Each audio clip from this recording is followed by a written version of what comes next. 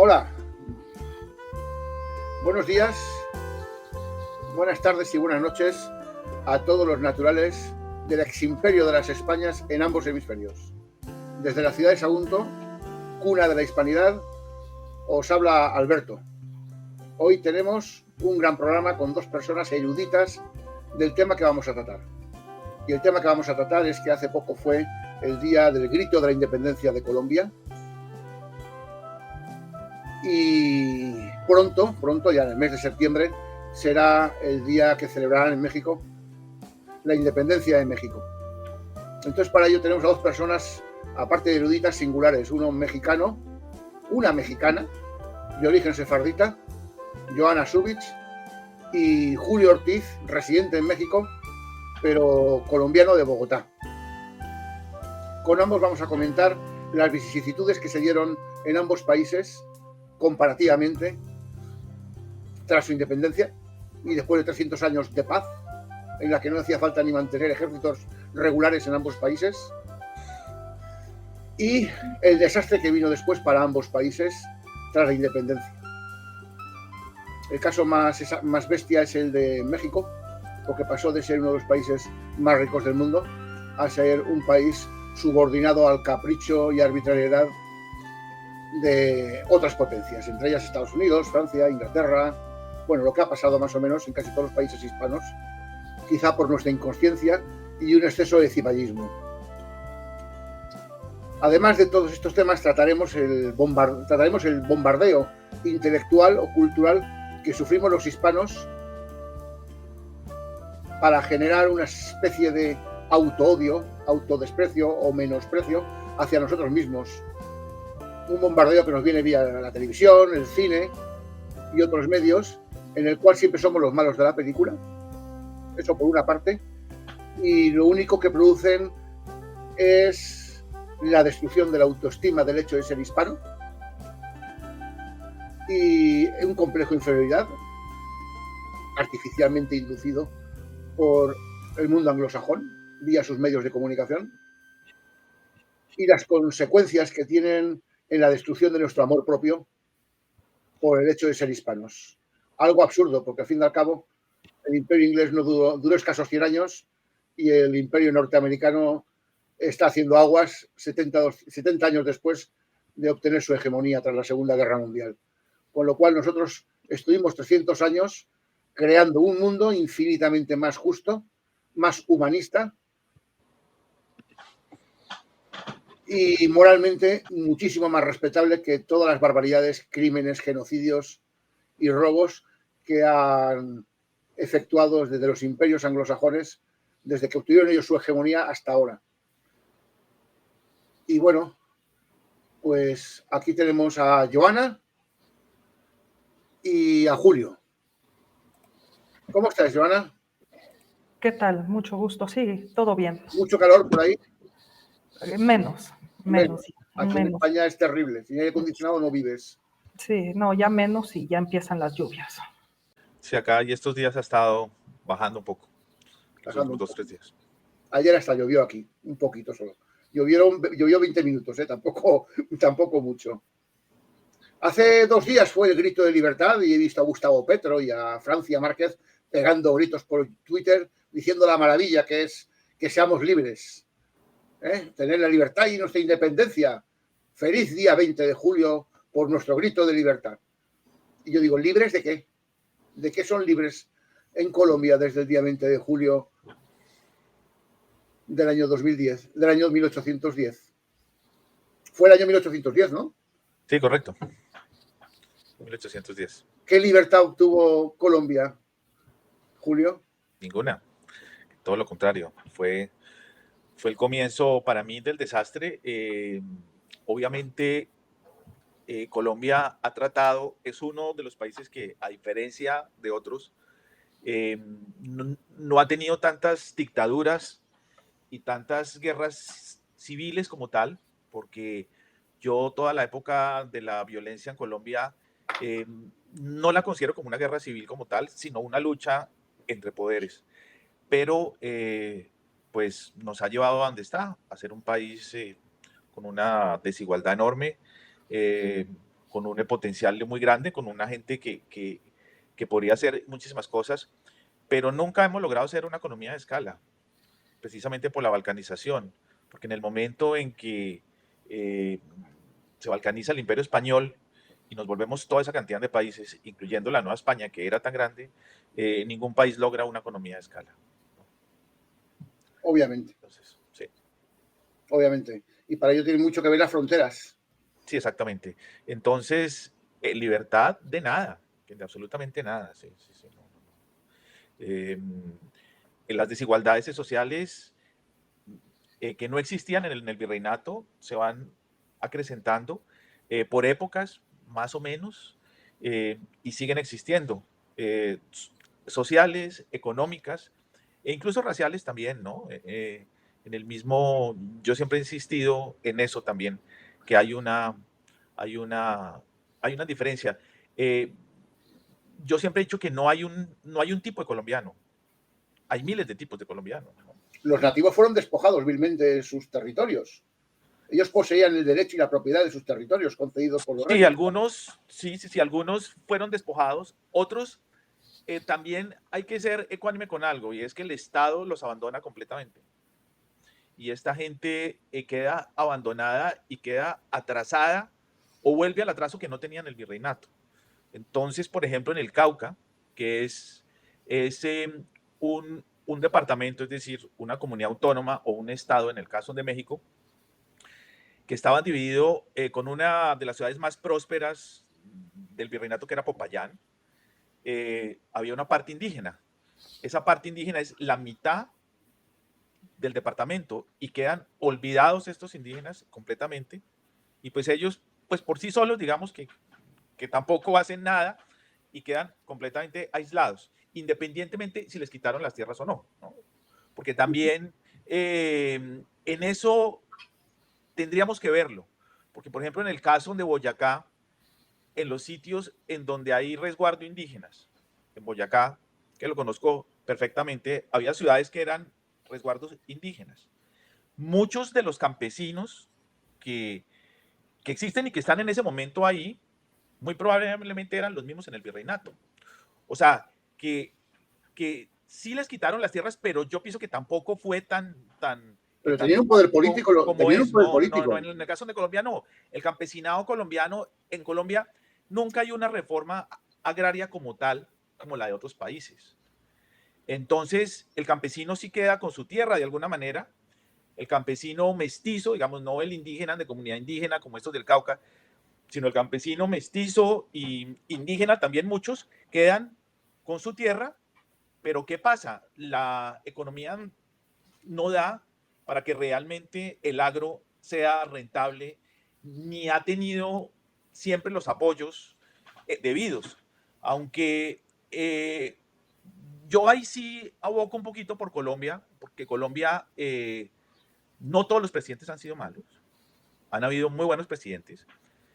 Por ejemplo, en el año del 66 al 70 estuvo un presidente que se llama Carlos Lleras Restrepo, que apoyó el campo, hizo muchísimas cosas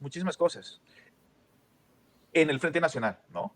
Eso hay que entender muy bien, porque Colombia es diferente a todos los países. O sea, nunca hay una guerra civil como tal, aunque hay gente que hoy de izquierda quiere decir que hemos vivido en una guerra civil. Yo no creo. Han habido enfrentamientos entre los partidos políticos. Hay una corta dictadura militar en los años 50, donde estuvo el general Rojas Pinilla, que fue un excelente gobernante también.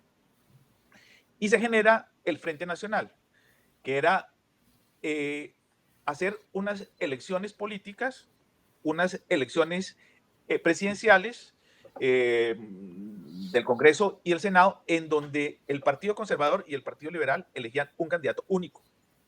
Y los otros partidos se presentaban. Y así hubieron 7 periodos, que tal vez me equivoco en los periodos. Alberto Lleras Camargo, Carlos Lleras Restrepo, Misael Pastrana Borrero, Guillermo León Valencia, perdón, me los salté, 5 periodos. Si me salto uno, perdón en este momento. Y se pacifica el país. completamente, se pacifica completamente. ¿Y qué pasa? Salen las guerrillas de izquierda promovidas por Cuba, promovidas por la Unión Soviética, promovidas por el Che Guevara, promovidas por todo eso, argumentando que el campesinado colombiano estaba sin los derechos y aunque pudiera ser cierto, son los terroristas y unos bandidos pagados por no sé si por la misma Unión Soviética, por la Las izquierda guerrillas han internacional, por la persistido, izquierda internacional, por la pero las izquierda. guerrillas han persistido en Colombia. Las guerrillas han persistido en Colombia desde los tiempos del asesinato de Gaitán. No, fue posterior. Ahora. Fue un poco posterior. El caso de Gaitán es un crimen en donde ahí todavía no está el Frente Nacional y precisamente a raíz de eso es que está la dictadura de Rojas Pinilla. Simplemente ese es un crimen. Colombia también es un país muy violento, ¿no? Colombia es un país donde las cosas, si no se resuelven a las buenas, se resuelven a las malas. El crimen de Gaitán hay dos partes y la que yo creo personalmente es que pudieron ser miembros del mismo Partido Liberal, porque ¿qué sucede? En las elecciones sale Gabriel Turbay por el Partido Liberal Colombiano y Gaitán como una división del Partido Liberal Colombiano contra el candidato del Partido Conservador, que en ese momento era Mariano Espina Pérez. Y obviamente gana Mariano Espina Pérez, porque el Partido Liberal se separa. Y posteriormente van a haber unas segundas elecciones y matan a Galán. Pero el nacimiento de la guerrilla no tiene nada que ver con Galán. Ahí había una violencia liberal y una violencia conservadora. Pero Gaitán era liberal. Gaitán era liberal para ti. Sí, era liberal. Permíteme que te dé un dato. El día que mataron a Gaitán, en su agenda tenía una cita. Con Fidel Castro. Fidel Castro estaba ahí. Un joven abogado desconocido, estamos hablando del año 48, llamado Fidel Castro. Sí, Fidel Castro estaba. O sea, y tras el asesinato de Gaitán se inició la época, fue el detonante de la época llamada de la violencia en Colombia. Claro. Y de esa violencia surgió un pacto en el cual no entró el Partido Comunista colombiano y persistió en mantener un movimiento guerrillero desde los años 50 hasta hoy. Dime, sí, pero las FARC salen. ¿Correcto o no? Es decir, en las FARC, el origen de la guerrilla colombiana es en las FARC. Las FARC es un movimiento impulsado por la izquierda mundial, ¿sí? Que no está ligada al Partido Conservador ni está ligada a Galán tampoco. Esas guerrillas liberales era para tumbar, te doy un dato interesante, ¿no? A los conservadores que le decían godos. Sí, los godos. ¿Pero por qué los godos? Porque eran los españoles, por los visigodos, o sea los godos. En mi familia, por el lado de mi mamá, en Canarias, abuelo los peninsulares también los llaman godos. Y mi papá liberal, pero era por eso, porque los conservadores, como he comentado yo, eran los que estaban siempre de acuerdo con el virreinato en el siglo XIX. Entonces, en ese momento entra la guerrilla a Colombia y pues viene un desastre porque un terrorismo que duró casi 50 años, ¿sí? En el cual muchísimas veces el Estado las tuvo acabadas y no pudo exterminarlas simplemente por la izquierda internacional, por las ONG, más que los Estados Unidos. Fíjate, es que ahí hay un punto, y es que en Europa hay una izquierda internacional que está interesada de que la izquierda perdure en la América hispana. Hay una serie de ONGs que tienen contactos con la ONU y Álvaro Uribe Vélez la tuvo acorralada al punto de exterminarla. Y no la pudo exterminar porque llegaban las ONGs, llegaban en las Naciones Unidas y lo acusaban de derechos humanos y toda esta cantidad de cosas. Y de hecho, la paz en Colombia, la supuesta paz en Colombia, que no hay paz porque ahí siguen habiendo disidencias, se hace porque la guerrilla estaba debilitada. si la guerrilla todavía tuviera una importancia militar, no hubiera hecho la paz. ¿A qué interés internacional interesaba esa guerrilla? Y Yo creo el Estado colombiano. La izquierda internacional. Yo no creo que estuviera metido en los Estados Unidos para nada, porque los Estados Unidos apoyaba completamente a todos los presidentes que la combatieron. Ante cualquier crimen, cualquier policía lo primero que busca es quién es beneficiado. Sí, pero en ese caso yo sí difiero completamente, Alberto, de pensar siquiera en lo más mínimo que los Estados Unidos está interesado. En el Estatuto de Seguridad, en los años 80, con el presidente Julio César Turbay Ayala, los Estados Unidos invierten dinero, ¿sí?, para acabar con el M-19, y también prácticamente acaban con el M-19 y vuelve la misma cuestión.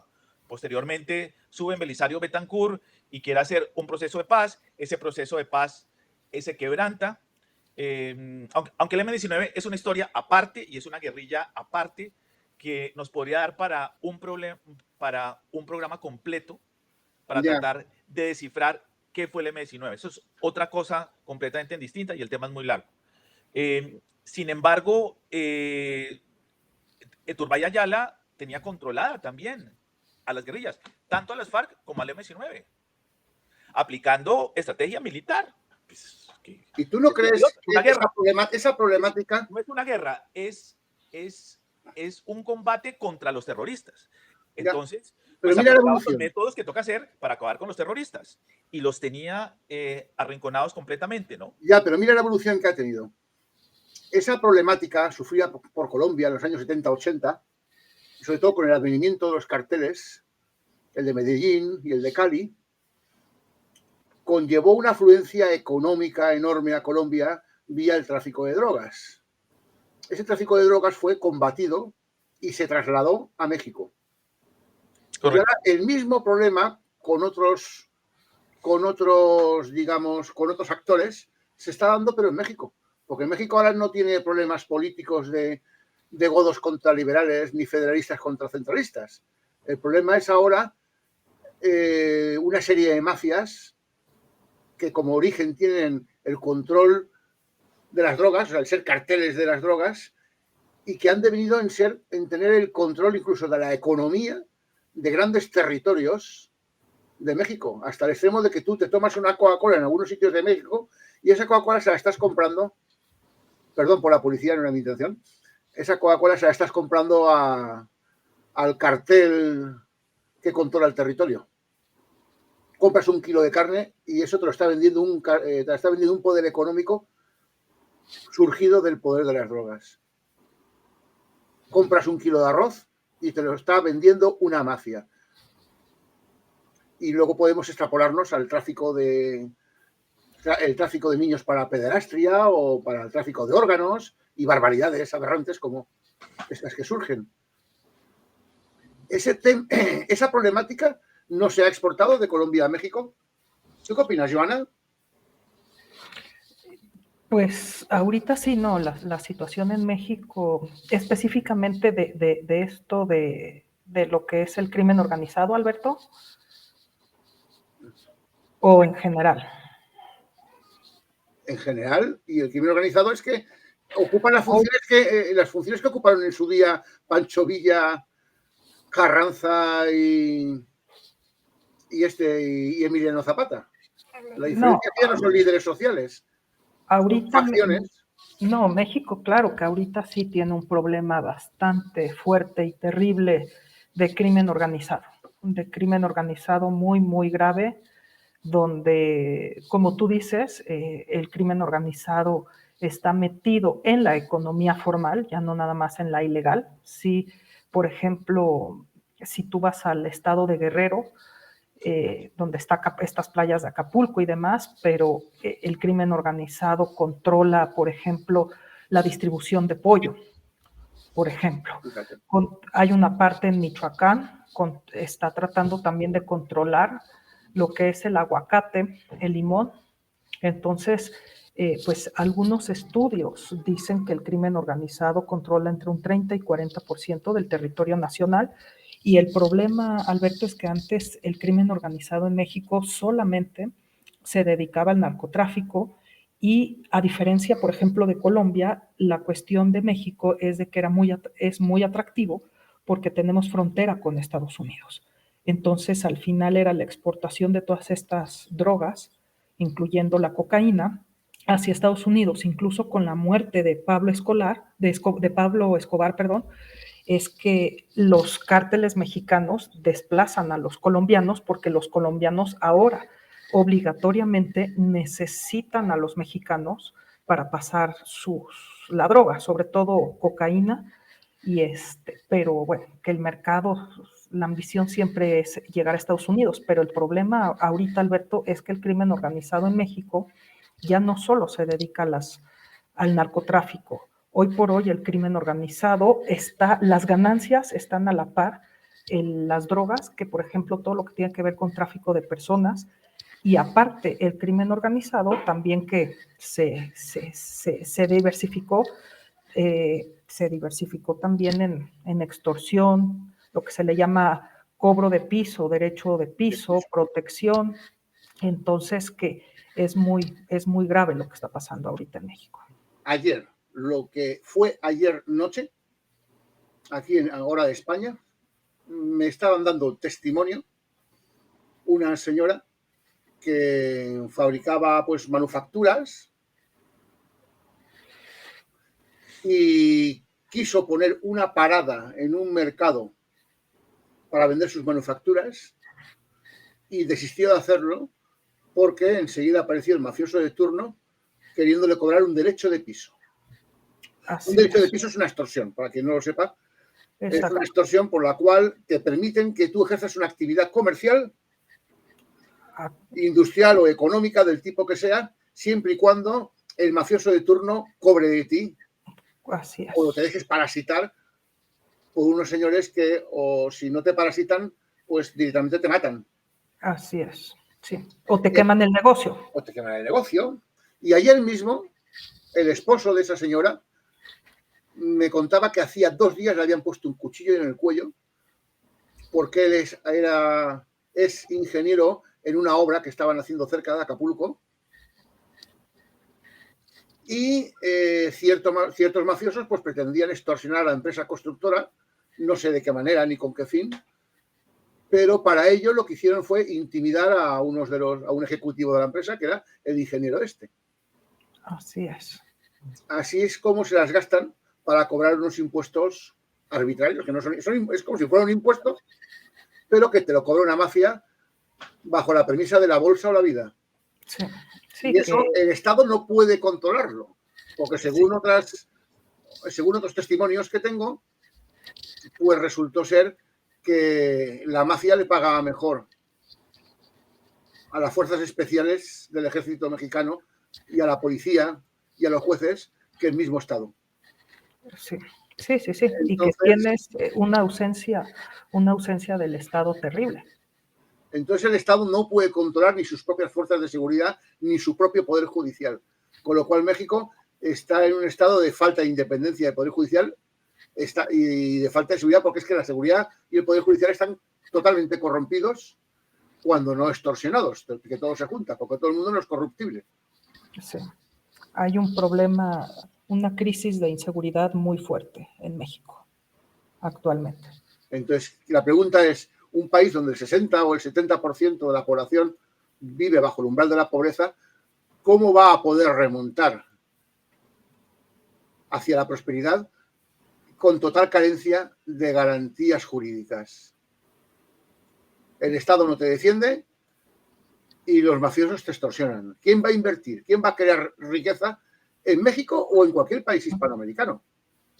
Sí, no, es lo que te decía, aquí es una ausencia de Estado y un desmantelamiento de las instituciones. Tú decías eso, se tienen que crear tiene que haber un verdadero Estado de Derecho e instituciones fuertes, sin importar quién gobierne, y un verdadero respeto hacia la ley y no haber impunidad.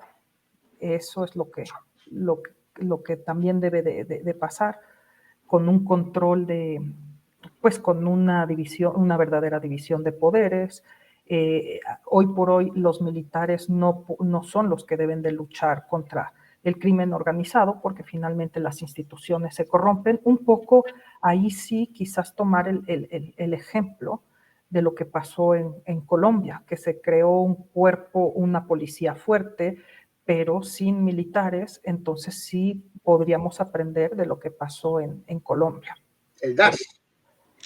Sí, el DAS y la Policía Nacional, y La Policía Nacional. Que ahora estoy preocupado con Petro y con esta otra señora que pase, porque el Ejército Nacional y la Policía Nacional, el Ejército en sus diferentes facciones, ¿no? La Fuerza Aérea, la Armada Nacional y el Ejército como tal, fueron unas instituciones preparadas precisamente durante los 70s y los 80 para combatir el crimen, y lo llegan a hacer muy bien en cierto momento. Y hay que decirlo ahí, con la ayuda de los Estados Unidos. Es decir, los que terminan el narcotráfico, los que ayudan a terminar el narcotráfico es el ejército colombiano, pero sí con el apoyo de los Estados Unidos. Y fue muy, muy útil todo el Plan Colombia y todo. Hay gente que dice que no. Yo veo que sí fue útil, porque de esa manera pudieron minimizar el narcotráfico, porque el narcotráfico nunca desaparece. Pero el ejército colombiano, primero que todo, es un ejército diferente al resto de países de la América hispana, hasta el gobierno pasado. Esperamos que no. Es el ejército más potente presidente que estamos ahora Hispanoamérica. no pasa, que es algo terrible. Y es que el ejército colombiano era, y la policía era completamente ligada al Estado de Derecho, en la medida de lo posible. Yo no digo que el policía por ahí no fuera deshonesto, pero la institución era una institución honesta, organizada y profesional. Y por eso Colombia, el narcotráfico nunca llega a los límites que ha llegado con México, ni el crimen organizado tampoco.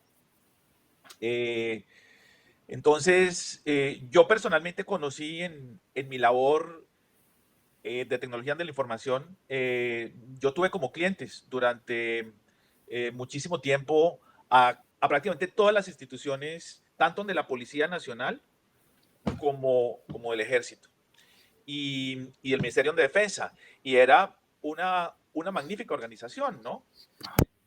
Lo que pasa es que en Colombia pasan unas injusticias tan espantosas como que los militares que defendieron la democracia en la toma del Palacio de Justicia, sí, me acuerdo, están en la cárcel, y Petro, que formaba parte de esa organización, es el presidente de Colombia en este momento. Entonces es un país absurdo.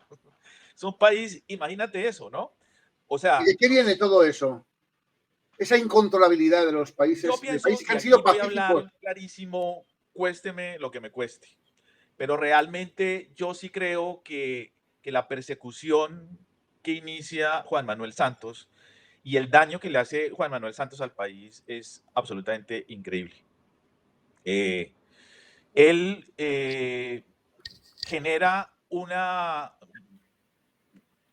No hablemos de la traición política que le hace Álvaro Uribe Vélez, sino que genera una mala información, una leyenda negra de Álvaro Uribe Vélez, de su gobierno que él forma parte, y para querer ganarse un premio Nobel y hacer un proceso de paz, genera odio y resentimiento, y entre esos genera una comisión de la verdad, donde los malos del paseo, como decimos en Colombia, o sea, termina siendo los militares y no los delincuentes, la guerrilla, los grupos paramilitares, que yo también ahí abogo. El grupo paramilitar surge, se vuelven más delincuentes que los guerrilleros, pero surge, ¿sí?, como consecuencia por la parte privada para poder proteger sus intereses de la guerrilla. Eran ejércitos Pero privados. no porque el ejército y la policía no lo pudiera hacer, sino porque vuelvo a lo mismo, el tema de los derechos humanos, de la izquierda internacional, de las ONGs que están aquí en Europa, están en Noruega, están en muchos países. Todas esas ONGs son el periódico este francés, Le Monde Diplomatique. Ya, Eso pero a ver, una cosa es el que ineludible. ha permitido que en Colombia existieran bandidos durante 50 años. Vale, pero hay un dato Porque son ineludible. bandidos, Hay un dato no son otra cosa. ineludible, que es Y el Juan mismo Manuel dato. Santos les valida la lucha. ¿Cómo valida la lucha, Alberto? En el momento en que hasta que estaba Uribe en el poder, se les decía bandidos terroristas. Y esta persona les pone el tilo de insurgentes. Entonces pasa lo mismo que con los traidores que cometieron la desgracia que comienza el 20 de julio de 1810. Son insurgentes. Ya, pero hay un dato ineludible. La Igual lucha que de terrorismo, de traición, de todo, se valida con un simple título. Ya, pero Julio... Es como si a la ETA mañana alguien le da el título de insurgente. Y ese título se lo da Juan Manuel Santos Calderón. Vamos a para ver. hacer un proceso de paz que supuestamente iba a salvar a Colombia y para que él se ganara su premio Nobel. Pero Julio, Joana, hay un dato ineludible. Y es que igual que en 1810 ciertas actividades se financiaban con libras esterlinas. No te oigo. ¿No me oyes? Perdón. Que hay un dato ineludible. Que igual que en 1810 esas actividades insurgentes o sediciosas o secesionistas se financiaban con libras esterlinas, posteriormente estos problemas que estamos hablando se financian con dólares.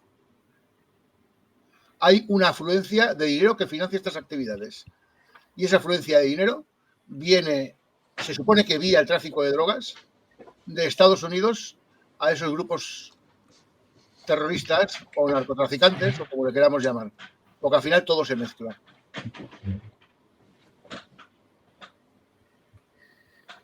No sé si me has podido oír, Julio. Yo creo que no te está oyendo. Tú sí que me has oído, ¿verdad, Joana? Sí, que estas actividades se están financiando con dólares de Estados Unidos. Yo creo que, bueno, no sé, en el caso mexicano,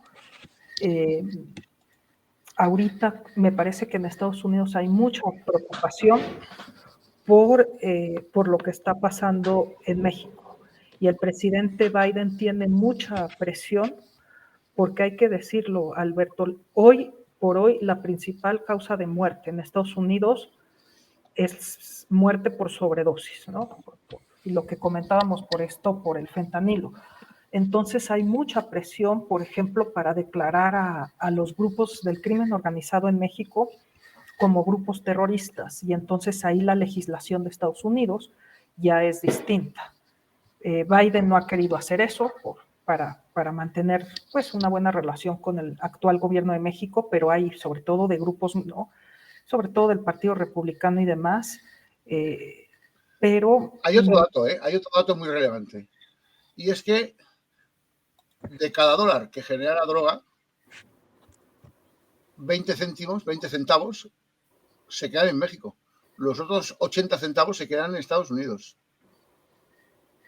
Bueno, porque es todo lo que es lavado de dinero, se quedan en las instituciones, principalmente, seguramente en las instituciones bancarias de lavado de dinero de Estados Unidos, ¿no? Hay que ver que eso, yo es lo que también siempre digo, ¿no? Hay que ver, se habla mucho de la corrupción de México, pero hay que hablar también de la corrupción de Estados Unidos. Hombre, es que la proporción es de 80-20. 80-20. No, y hay alguien que deja pasar tanta droga. Es que también es un gran negocio para Estados Unidos.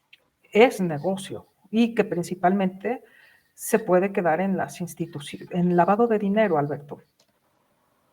Pero hoy por hoy sí ya les está afectando porque los muertos ya no solo se quedan del lado de México, también ya hay muertes por sobredosis en Estados Unidos. Entonces ahí sí ya no conviene, ¿no? Ya hay presiones por combatir esto.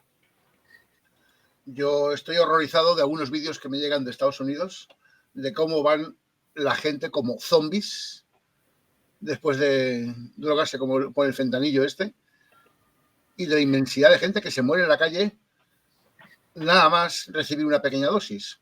Bueno, porque es muy letal. tiene un efecto de 50 veces más que la heroína. Por eso es que te mata al instante. Pero se combate mucho para cuestiones también del dolor. Entonces, sí, explicar eso es bien complejo, bien complejo, Alberto, porque todo esto empieza por drogas legales en Estados Unidos, ¿no? Como la oxitocina, los opioides, que las han hecho farmacéuticas legales. Y sí, el fentanilo tiene un origen farmacéutico. Entonces, pero sí es mucho más potente que la heroína y más barato que las drogas legales. ¿Qué analogías ves entre la historia post-independencia de México y la de Colombia? ¿Joana? Mira, yo te puedo decir... Damos 200 años. Yo lo que también te puedo decir es que, bueno, aquí también habían diferentes grupos, ¿no? Con distintos intereses, y pues había un grupo que quería independizarse también de España por sus propios intereses. Es más, el mismo Iturbide, pues era hijo de un terrateniente español que en un principio combatió a Miguel Hidalgo y a los independentistas de México, ya después... Iturbide era realista. Pero ya después vio que no los iba a vencer y se cambió de bando, ¿no? Y entonces negoció con Vicente Guerrero y ya después se hizo independentista, pero sí... Quizás tenemos una distinta perspectiva, quizá porque a ti te haya llegado la información de otro sitio. Los independentistas en México fueron derrotados, quien ganó fueron los realistas. Sí, lo que sucedió es que en España se impuso la Constitución de 1812, que le quitaba poder a las élites aristocráticas. Es correcto. Y eso fue lo que ya no les gustó a los realistas mexicanos. Porque perdían privilegios y perdían poder. Exacto. Podemos afirmar rotundamente que la independencia de México fue para preservar los privilegios de su élite. Así es. Y bueno, no por la libertad, no por la libertad. No, para conservar, y así fue, ¿no? Tan es así que después de la independencia, pues se forman igual dos grupos, ¿no? Le podemos llamarlo también los conservadores o los centralistas y los liberales o los federalistas, que durante el siglo XIX nunca se llegan a poner de acuerdo y empiezan estas luchas y estas guerras civiles para ver qué proyecto de nación pues se imponía para México, ¿no? Entonces, y pues dependiendo, la verdad, Alberto, dependiendo el año y demás, es el proyecto que triunfa, ¿no? Ahí vamos a tener gobiernos conservadores, gobiernos liberales y también las diferentes constituciones que tiene México, ¿no? La del 24, la del 48 o 47, y ya después la de, ¿no? La guerra, tras la guerra ¿no? La guerra de reforma con Benito Juárez. Sí, y después, en la época post-revolucionaria, la de 1917, que es la que perdura hoy, que además es una constitución muy reformada, pero dependiendo el año es la corriente de qué constitución es. Sí, pero esa constitución de 1917 lo que trajo fue la guerra cristera, ¿no? Por algunos artículos. Porque, bueno, pero no la de 1917, ya desde Benito Juárez se empieza a que México sea pues un país laico, se empiezan a expropiar los inmuebles de la Iglesia Católica, bueno, lo que pasa es de que antes. Tengo datos de que California, las misiones de California se fueron convertidas en rancho en 1833. Empiezan. Lo que pasa es de que son grandes extensiones de tierra que no se cultivan, no nada, y entonces empiezan a quitárselas, pues para tratar de hacer, ¿no? Pues una sociedad o devolvérsela a la gente, ya sea indígena o a los campesinos. Pero eso y el artículo 3, que el artículo 3 habla sobre la educación. Entonces, y sobre todo, Alberto, cuando llega de presidente Plutarco Elías Calles, que realmente sí profundiza eso y demás, empiezan a haber esta guerra cristera. Sí, no, el detonante fue Calles, ¿no? De la guerra cristera. De la guerra, así es correcto. Y prácticamente prohibía la práctica de la religión. No tanto así, pero sí quitar muchos privilegios.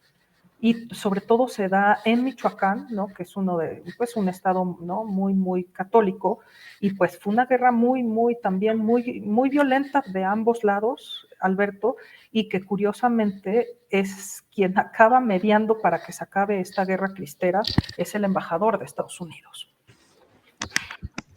Curiosamente. Sí. Así que, no, y el país ya tampoco, en términos de carga fiscal, ya no podía aguantar tanto gasto por tanta guerra. Mira, un dato. La ley de 1856, la ley Lerdo de Tejada, permitía la confiscación de las tierras comunales indígenas y las de titularidad religiosa para su venta por lotes.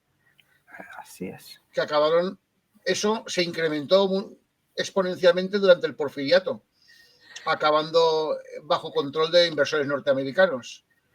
Sí, pero quien lo pagaron fueron los yaquis y los apaches. Yaquis creo que mataron a 20.000 y el resto los deportaron al sur del país. Sí, y los tuvieron esclavizados. El día de hoy en México, los estados del sur es donde más población indígena hay.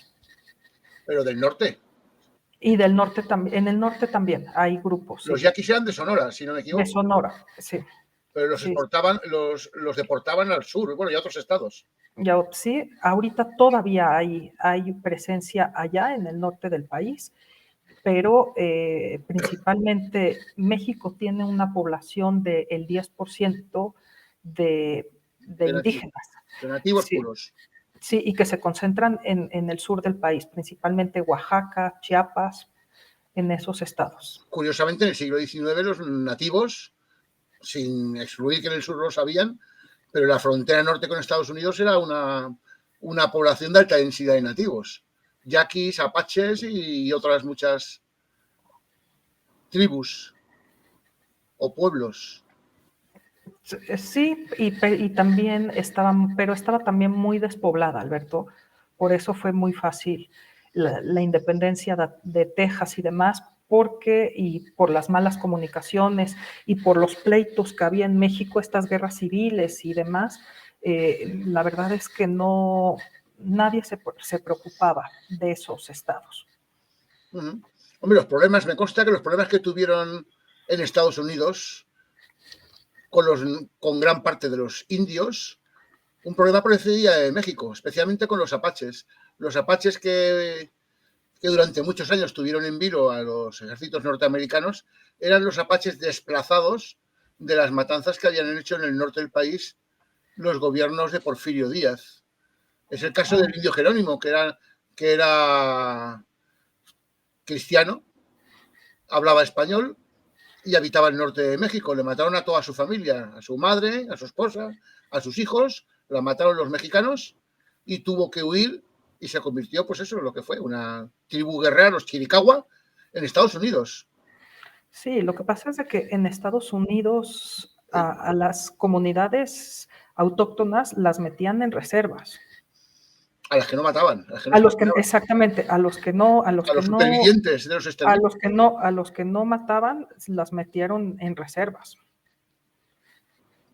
Cosa que aquí no pasó. No, pero la tesis donde quiero llegar, la tesis que pretendo defender, es que parte de esos conflictos eran conflictos exportados desde México, especialmente el conflicto con los apaches.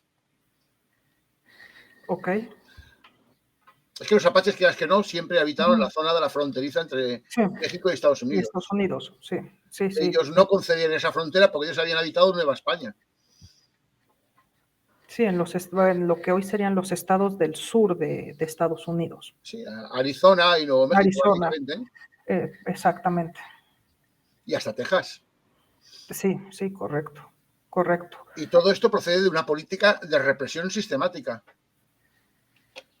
Tengo un dato de un gobernador de Sonora en el cual en el Parlamento de Sonora animaba directamente al exterminio de los apaches. Ahora te daré el dato concreto cuando lo encuentre. Sí, sí, bueno, también el mismo Porfirio Díaz.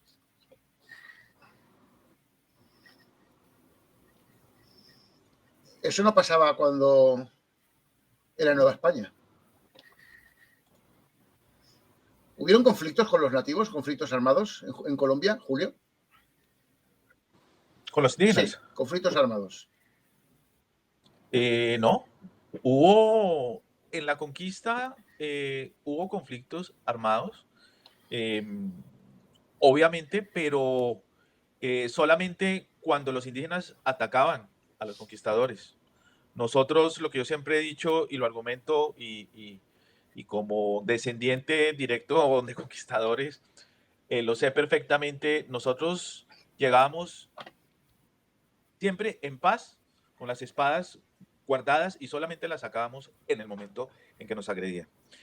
Desde un principio se comienzan a hacer acuerdos con todas las tribus indígenas y los caribes, pues que eran unos salvajes absolutos, caníbales, que estaban alrededor de toda la sabana de Bogotá y de... ¿Hasta y de ahí llegaban Boyacá. los caribes? Claro, habían, se les llamaba caribes, ¿no?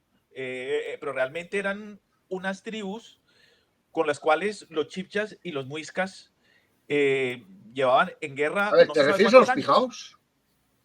Ah. No, sí, los pijaos también, pero no, estaban, a ver, en el área de Boyacá y de Santa Fe estaban los panches, en lo que hoy es Cundinamarca, Sí. Los musos, Sí. que eran los que en una parte de Boyacá en las montañas, y estaban los pijaos en lo que actualmente Tolima. es Tolima, y habían unos peor de salvajes en Antioquia, que todavía hay unos sobrevivientes, que son los Natabúes, eso enatabúes, no los conozco. que de pronto esto estoy diciendo ya te digo el nombre, que son los que asesinan a Andrés de Valdivia.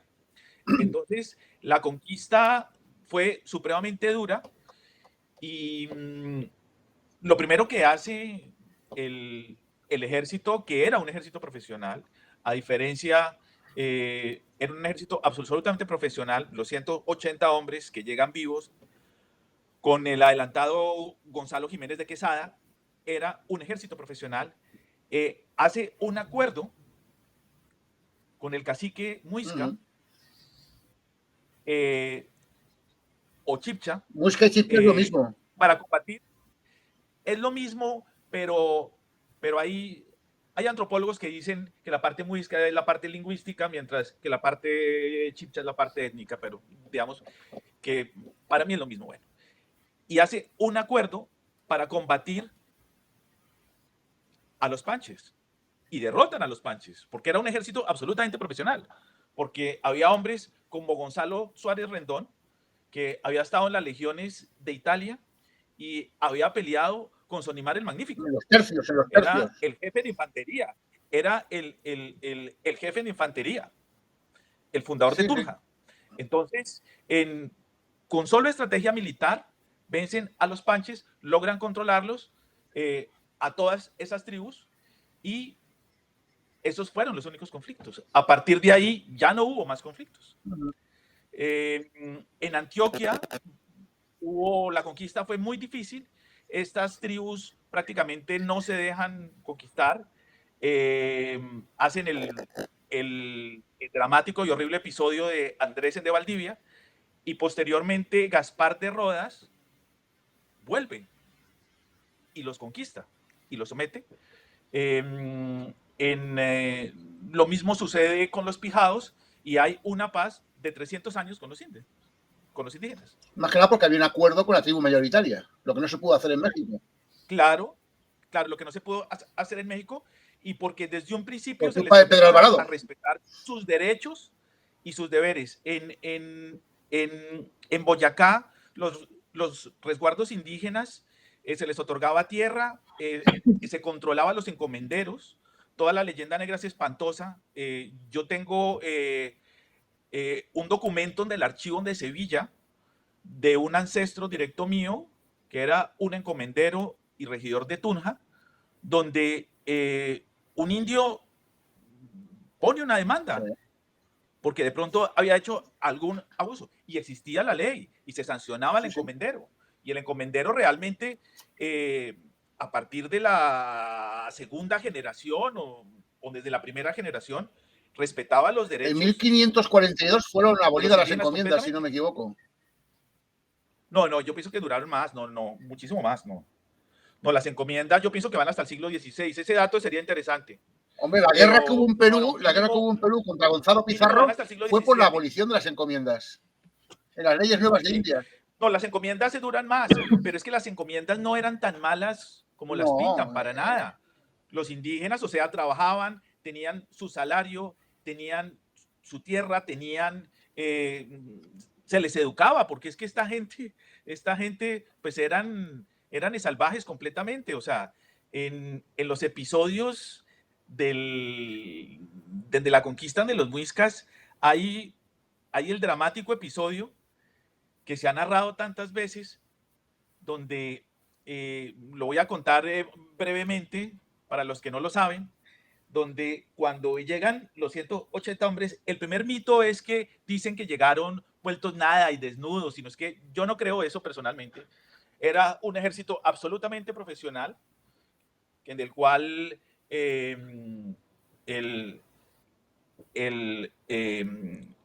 Fernández de Lugo había traído la mejor gente desde España en el momento para hacer esa expedición. Fue una expedición muy, muy costosa, que el adelantado Fernández de Lugo no la puede financiar él solo.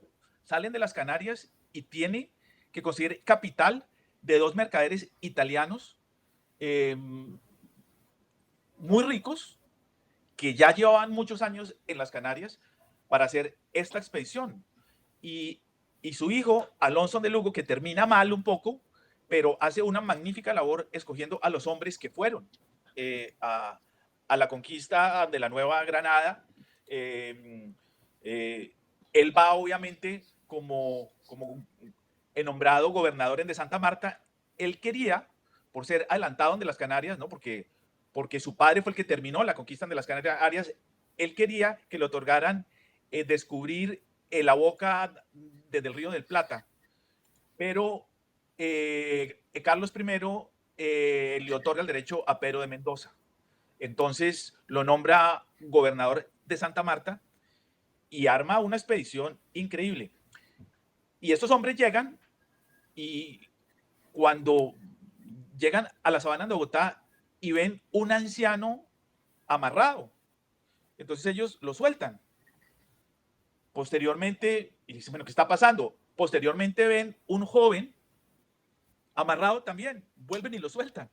Y posteriormente comienzan a lanzar niños. Ajá. Entonces ellos para que se los comieran, pensando que eran caníbales los Que españoles. los dioses eran caníbales y le estaban ofreciendo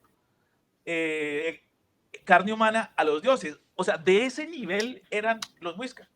Los tipos, cuando salían en batalla, se ponían atrás momias de guerreros que habían muerto en combate.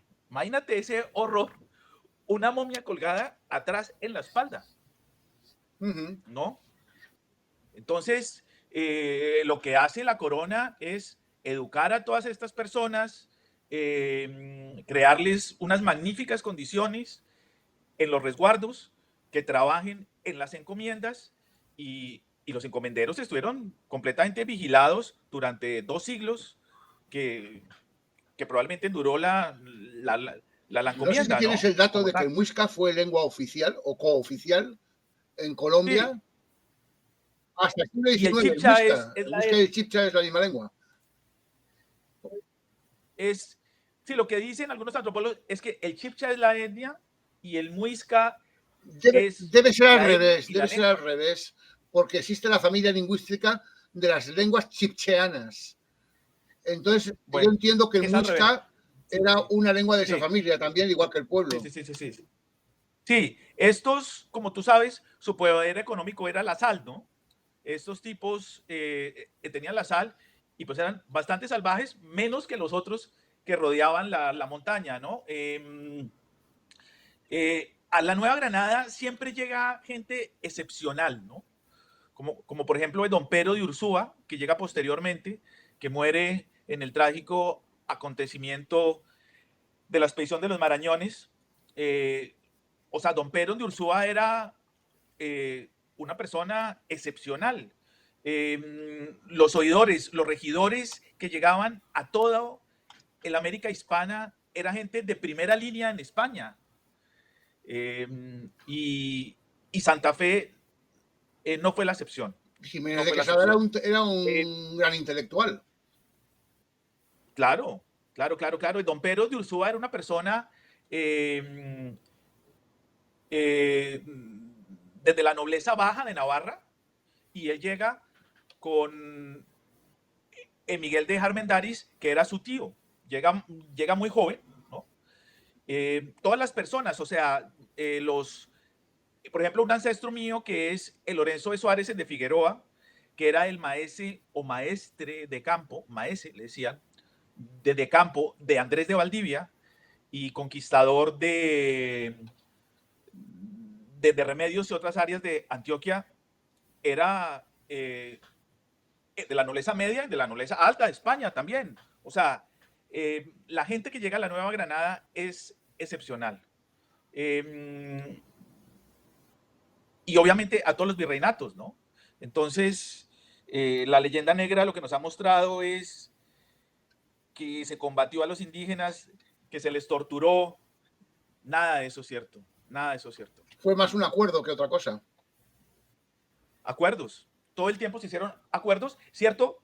Con estas otras tribus, pues que no se podían hacer acuerdos, porque ni siquiera, o sea, ahí en Boyacá hay otros pueblos también donde hay toda la clase de aberraciones posibles, habidas y por haber, sodomía, mutilación a los niños, toda una cantidad de cosas que lo que hace la corona es evitarlas, eso sí. Y pues esta gente a los 100 años ya estaba completamente incorporada al nuevo reino de Granada, y en el siglo XVI se vivía completamente en armonía tanto en Tunja, Popayán, en la región de Santander, y la región de la costa fue un poco diferente también. Ahí se hicieron acuerdos en algún momento dado con las tribus taironas, se les respetó su territorio, muchos se mantenían aislados y se les respetaba el territorio, ¿no? En ningún momento dado se le quitaron de sus tierras como tal, ni mucho menos. No, pero es que hay que tener en cuenta más detalles. Es que nosotros nos centramos mucho en los conquistadores españoles, pero omitimos un dato. Y es que la mayor parte de la conquista, los españoles eran muy pocos, incluso posteriormente. La administración estaba generalmente controlada por criollos y descendientes de mestizos y de nativos. Hasta el extremo de que, bueno, el norte de México, Nuevo México, California, Texas, prácticamente no fue conquistada directamente por españoles, sino por los propios mexicanos. Bueno, novohispanos en este caso, pero novohispanos, criollos y nativos. Pero a más es que Filipinas se podría decir que es una conquista taxalteca. Sí, totalmente, sí. Sobre todo en la Nueva España. Yo pienso que en el nuevo reino de Granada la población indígena era menor, que la cantidad de indígenas era muchísimo menor, las tribus eran muchísimo menor. Entonces, o sea, de esa forma está un poquito más equilibrada la población. Los nativos de Ecuador, ejemplo, fueron todos al unísono. Ecuador-Colombia, sí, que se fundía. El Imperio Inca llegaba hasta las fronteras con Colombia. Pero en el sur, pero solamente en el sur, en la parte del Imperio Inca. La pero realmente conquista, la quiero decir que la población... conquista del Perú fue prácticamente una conquista casi que de nativos de lo que luego fue Nueva Granada. La Nueva Granada, fíjate que se conquista independiente, ¿no? La Nueva Granada se conquista independiente al Virreinato del Perú. La Nueva Granada, hay, hay diferentes Ya, expediciones, inclusive hasta avanzado el siglo ya. XVII. No, Porque, no por quiero decir eso. ejemplo, en la parte del Chocó, ¿no? La parte del actual Chocó, de donde es la vicepresidente colombiana actual, esa es una conquista que se hace con Felipe IV. Ajá. Con Felipe El siglo IV, XVII. otro ancestro directo mío, es enviado por la corona para la conquista.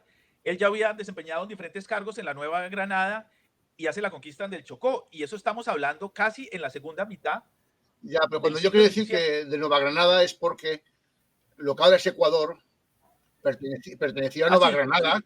y los nativos de Ecuador Pero... fueron uno de los grandes colaboradores para conquistar el Imperio Inca. Ten en cuenta que el Imperio Inca eran Sí, 180 claro, claro, españoles claro. o 150 Claro, claro, y todo lo claro, demás eran claro, nativos. claro. Lo que pasa es que la Nueva Granada realmente era la capitanía de Venezuela y el actual territorio de Colombia. Yo pienso que el Ecuador estaba muchísimo más ligado al virreinato del Perú, ¿no? Forma parte de la Nueva Granada y lo mismo y Panamá, ¿no? Pero, pero fue diferente. Yo sí creo que la conquista de la Nueva Granada fue distinta al resto de conquistas y más Sí, a no, la de México, distinta comenzando por la evidentemente lo fue. población. Evidentemente Sí. lo fue. ¿El dato de Filipinas lo conocías, Joana? No, no, la verdad no, Alberto. Pues los protagonistas fueron los indios taxaltecas. Bueno, es Con Miguel de Legazpi, ¿no? que se juntan para vencer a los aztecas, sí. Sí, no, pero eso fue en México. Pero, En México, sí. pero luego en Filipinas No, eso no lo sabía. iban Legazpi, 4 españoles y todo lo demás eran taxaltecas y demás pueblos, lo cual no te puedo ser más precisa. De hecho, si lo piensas bien, desde Puerto Rico hasta Filipinas y desde Alaska hasta la frontera de Nicaragua, de Costa Rica con Panamá, todo eso se dirigía desde México capital. Así Eso es. era el virreinato de Nueva España. Sí, hasta ya después la independencia. Todavía hasta 1824, si no mal recuerdo. Centroamérica, Guatemala todavía era parte de México independiente. Guatemala se separó. Que ya después se separa. Y bueno, el tema también de Colombia y parte es el tema de la Amazonía, ¿no? Que también fue muy complejo, digamos, ahí también, y lo que se llamaba la Guayana española, fue muy complejo de... Pero la independencia para Colombia supuso que Brasil le pegara un bocado enorme a Colombia, en el área de Amazonas. Claro. Sí. Si no, Colombia ahora sería mucho más grande. Sí, tendría un pedazo más grande. Pero mira, yo os quiero poner una situación. Esta situación es que el virreinato de Nueva España fue el centro neurálgico de la globalización mundial del comercio. El comercio, la ruta de la seda se había roto en Europa por el Imperio Otomano. Europa estaba debilitada por las epidemias de peste. Habían llegado a perder entre el 30 y 50% de su población, sobre todo en el centro y norte de Europa. Europa estaba casi condenada a desaparecer o a acabar mirando a la Meca bajo las imposiciones del Imperio Turco, que ya en 1453 habían conquistado lo más rico y poderoso de Europa, que era el Imperio Bizantino.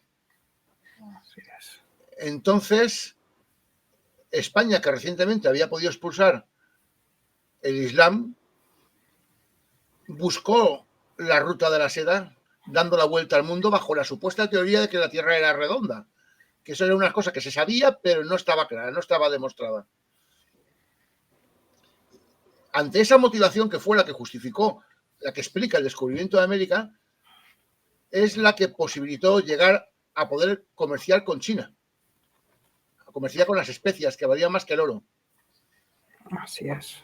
Entonces, todo ese comercio de especias que estaba cortado con Europa por la vía oriental, pues se recuperó y se revitalizó Europa.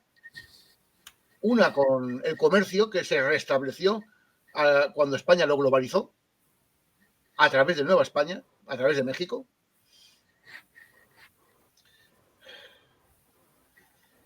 Y a partir de ese momento, pues, según testimonia Humboldt, México se convirtió en la máxima potencia económica mundial. Cuando digo México, quiero decir Nueva España. Disculparme el vicio. Sí. Todo eso fue automáticamente arruinado por la inconsciencia de aquellos que, por una parte, pensaban que separándose iban a ser más libres, y por la inconsciencia de aquellos que no fueron capaces de aceptar el ser gobernados por una constitución que incrementaba el nivel de libertad y sacaba al rey de la soberanía y le daba la soberanía al pueblo, que eran las grandes novedades que le daba al mundo hispano la Constitución de 1812. Y sacaba al clero del poder casi hegemónico que tenía en la política. Dejaba de ser un estamento político. Toda aquella riqueza, que no solo enriquecía a México, sino al resto de América, porque solamente en el siglo XVIII hubo el incremento del comercio entre la América hispana y Europa, llegó a crecer un 600%. Había momentos que el crecimiento era de un 600%. Por eso iban como locos los contrabandistas ingleses a vender sus mercancías en América. Todo eso fue arruinado de un plumazo por el egoísmo, la inconsciencia y la ignorancia de ciertas élites. Ciertas élites que coinciden con ser las usufructuarias del tráfico ilegal de mercancías, del contrabando y del tráfico de esclavos. Esos son los que comerciaban con Inglaterra y los que luego se asociaron con Inglaterra hasta el extremo de meter ejércitos mercenarios ingleses a combatir contra sus propios compatriotas. Esa es la base, el fundamento de la ruina de los países hispanos. Pero tú ves cualquier película de Hollywood y los buenos eran los piratas, los buenos eran los contrabandistas, los traficantes de esclavos, y los malos eran los españoles, que eran los que habían convertido el mundo hispano en un emporio de riqueza. Solo te tengo que dar un dato de que un minero de Nueva España ganaba 5 veces más que un minero de Inglaterra, que un trabajador vulgar de Nueva España ganaba 5 veces más que cualquier trabajador de cualquier colonia inglesa. Que había más vehículos, coches a caballos en México, capital, que en la mayoría de las ciudades de Europa. Todo eso, que está testimoniado por Humboldt, con datos, además, con una particularidad, era una economía de comercio, de producción, de consumo. No era una economía esclavista. La esclavitud en México era el 0,2%. Era irrelevante. Donde más esclavitud hubo fue en el Caribe, en Cuba concretamente llegó al 30%. Cuando hablamos de la esclavitud en Estados Unidos era el 70%. En las colonias inglesas y francesas del Caribe pasaban del 90% la esclavitud. O sea, si tiene algo de honorable, pues la forma de gobernar de España es que creó una economía real, no una economía de extracción de riquezas y de esclavitud de sus productores. Al contrario. De hecho, es que los mismos esclavos tenían derechos. Un esclavo podía demandar a su dueño, solicitar un cambio de dueño. No podían separar las familias. Era legítimo en aquella época los castigos físicos, pero a un esclavo no le podías hacer sangre en un castigo físico, no le podías amoratar, si no te podía denunciar por malos tratos. Sí, por ejemplo, en la Nueva Granada, que la esclavitud que probablemente hubo fue en los puertos, en Cartagena solamente. Simón Bolívar tenía y en 2.000 Santa Marta esclavos, tal no te vez, digo más. pero en el interior nunca hubo. En el interior, es que no hay un negro en el interior. ¿Verdad? En el interior, ni en Popayán, ni en Santander, tú no ves un descendiente afroamericano, afro, no lo ves, es que no existió, No, pero es que no fíjate el dato, llegaron. Simón Bolívar tenía 2.000 esclavos. Pero en la Claro, capitanía, en lo que allá, ahora es Venezuela. en la costa, en la costa. Sí. Pero es decir, a todas las ciudades del Nuevo Reino de Granada no hay, es que no hay un afro, es que los afros Son los luego costeños. se concentraron en el Chocó, no lo hay. No, no, o sea, no hay ninguno. Entonces, ya, pero tú ahora ves cualquier serie de televisión, ves cualquier película o simplemente consultas el sistema educativo de cualquier país hispano, incluyendo Estados Unidos, y lo que le enseñan a los niños desde el colegio y la universidad es que la hispanidad era un infierno. Claro. No, pues es que comienza con las ilustraciones de Lucas Cranach, ¿no? Joana, Sí, tú después de cursar tus estudios, ¿eras consciente de la historia real de México? bueno, más que nada, ya después, sobre todo más quizás ya en la universidad y demás, pues es esta inquietud de ver diferentes enfoques, ¿no? De ver diferentes enfoques. Pero en la universidad, ¿qué te enseñaban? ¿Que los libertadores eran buenos? ¿Que los mexicanos eran oprimidos? Mm, pues, bueno, no, ¿Fíjate una película de buenos y malos? no, y bueno, yo también como académica que soy y que les digo a mis alumnos, la historia no puede ser maniquea, Alberto. Yo sé que para el entendimiento es mucho más fácil el aprendizaje a través de lo dual, bueno, malo, blanco, negro, pero yo les digo a mis alumnos que eso, ni los buenos son tan buenos, ni los malos son tan malos, ¿no? Entonces no se puede tener esta historia maniquea. Ya, pero a ti te enseñan que la fuente, el origen de los derechos humanos fueron las leyes de Indias y las teorías No, de Francisco de Vitoria. fíjate que yo creo que eso es más que nada por la universidad en la que estoy, Alberto, pero yo creo que el personaje de Francisco de Vitoria no es conocido acá. Yo lo conozco porque, pues bueno, ¿no?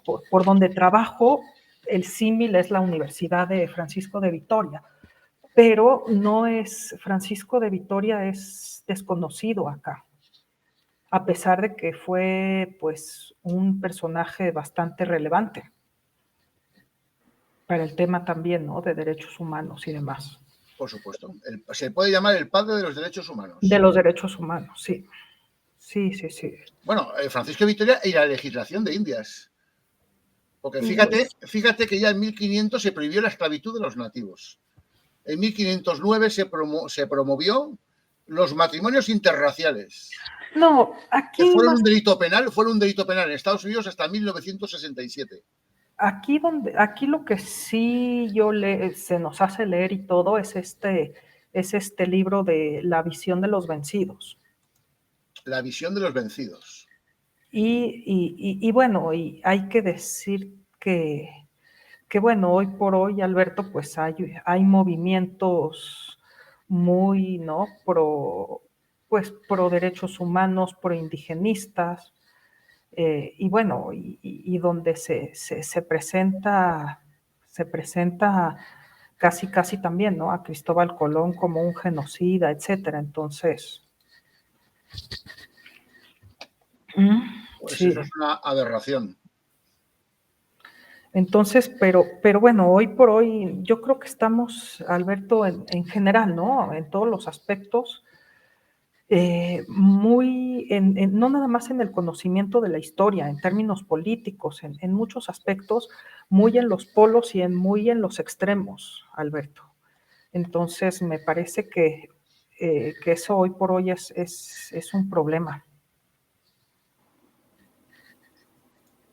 Entonces,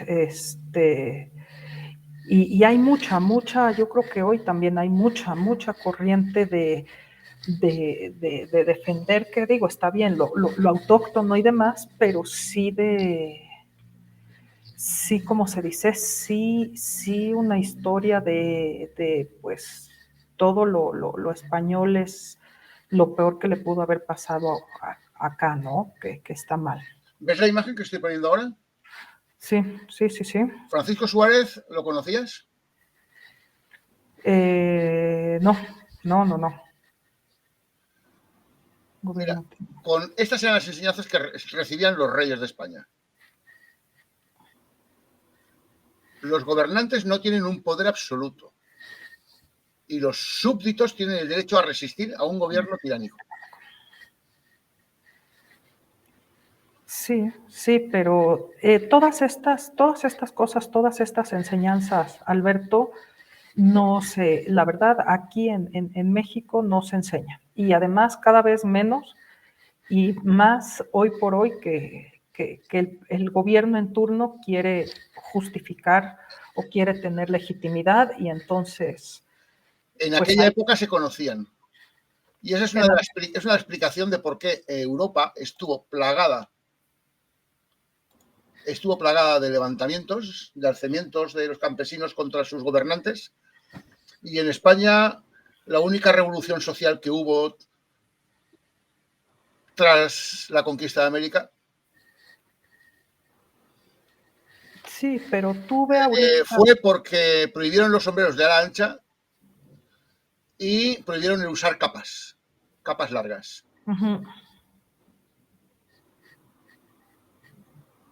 Prácticamente. Hubieron dos más, la guerra de las Germanías y los comuneros, pero eso fue contra Carlos I y por otras razones.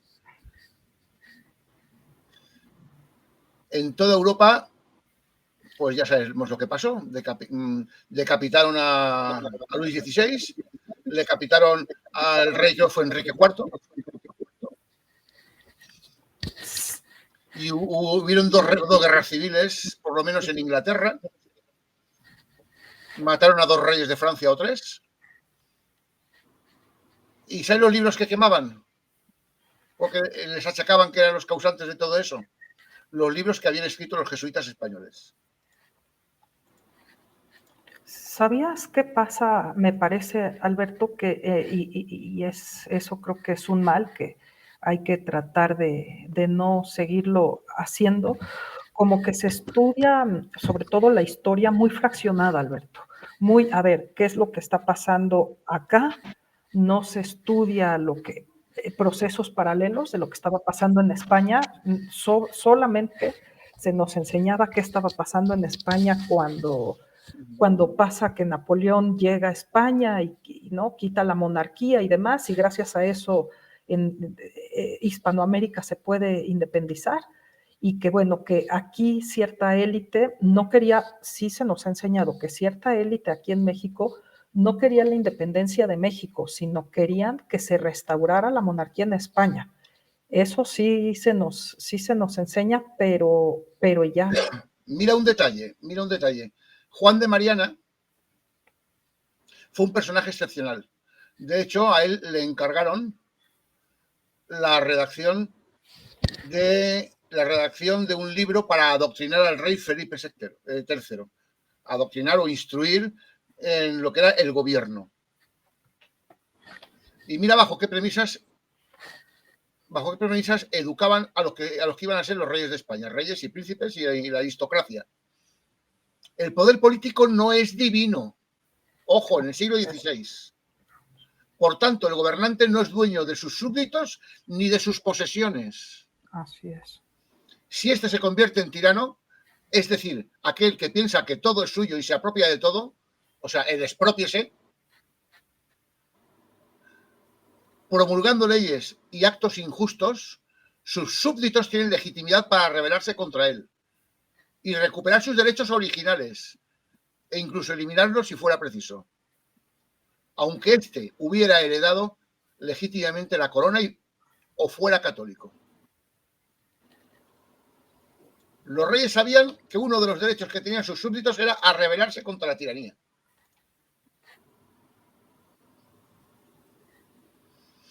Que eso es lo que sucedió cuando Napoleón nos impuso a su hermano como rey, arbitrariamente. Así es. Que no solo pasó en España, también pasó en América. Porque los teóricos alzamientos de América, el caso del cura Hidalgo, era en favor de Fernando VII. Así es, exactamente. Exactamente. Muchos de ellos no querían la independencia, por lo menos aquí en México, no querían la independencia de México. ¿No? Hay declaraciones de lugartenientes de Simón Bolívar que decían que la guerra ellos tuvieron que hacerla contra el pueblo llano, contra los negros, contra los mulatos, contra los nativos, contra los criollos. Porque sí, la guerra fue, la independencia fue la voluntad de algunas élites enriquecidas. Sí, no fue del pueblo de Nueva Granada el independizarse de España. Sí. Que además está mal dicho el independizarse de España, porque es que España no era lo que es ahora. Ahora podríamos decir que es la península. España éramos todos, porque todos gozábamos de un código legal y civil que nos igualaba, devenido de las 7 partidas de Alfonso X el Sabio. Sí. Sí, pero... Esto no lo sabe nadie en América, más que nada porque no lo enseñan en las universidades. No. No, nunca lo han enseñado, ni en las universidades, ni, ni en los colegios o escuelas, como le dicen en México. Nunca lo han enseñado. Siempre en la historia republicana, la historia en donde ponen a Bolívar, en donde ponen a todos estos, en la de México, pues, en donde ponen a Hidalgo y demás. Una visión de... Y siempre mostrando que la independencia se dio porque... una visión de víctima, Alberto. Sí, porque porque las cosas no estaban bien. A ver, nos educan como víctimas. Porque supuestamente los criollos no tenían oportunidades y se creó esa cosa del criollo, ¿no? Porque yo creo, yo me niego a pensar que un habitante de Santa Fe o de Tunja o de Popayán se sintiera criollo. O sea, yo me niego a pensar eso. Yo pienso que la palabra de criollo es una invención republicana. No sé yo la etimología de esa palabra. Porque realmente el tráfico de personas, a ver, mira, yo tengo en genealogías nuevos funcionarios españoles que estaban llegando hasta el último momento, hasta el siglo XVIII al último momento, y vínculos matrimoniales con supuestos criollos, es decir, que ya llevaban más generaciones, pero yo no creo que los criollos se sintieran criollos, ni que hubiera esa diferencia, que porque usted nació aquí y yo vengo de España, porque es que eso fue lo que nos vendieron. Lo que nos vendieron era que los que venían de España eran unos tiranos y los que ya llevaban 1 o 2 o 3 generaciones o más eran oprimidos por los que venían de España, cuando yo creo que eso no era, porque también por genealogía lo tengo como muchísima gente iba y venía a la península, atravesaba el Atlántico 2, 3, 4, 5 veces en el trayecto de su vida, se casaban en España. El tal Bolívar se casa en España. Es decir, el fenómeno de los indianos. Un indiano era un español que vivía en las Indias. Exacto, indiano era un español que vivía en las Indias, pero no existía la diferencia entre criollos y eso fue una invención para legitimar y justificar las repúblicas que surgieron a partir de todo esto y que se le tenían relegados porque es que lo que nos vendieron era que éramos ciudadanos de segunda categoría. Eso fue lo que nos vendieron, lo cual es completamente falso. Segunda categoría. Suárez argumentó que el poder emana del pueblo, no de Dios o del rey. Y esta idea fue recogida por los filósofos de la Ilustración, quienes defendieron que la soberanía reside en el pueblo, no en el monarca. Así es. Esa idea que nos la venden los anglosajones y los franceses como que vienen de la Revolución Francesa o de los filósofos como John Locke, fueron simplemente copiadas por los anglosajones. ¿De dónde? De la escolástica hispana. La escolástica hispana fue la fuente que nutrió a lo que después llamaron la Ilustración y que nos venden como el gran paradigma de la liberación del mundo, la Ilustración. La diferencia es que sin necesidad de hacer constituciones, España era un país que era infinitamente más libre que el resto de Europa.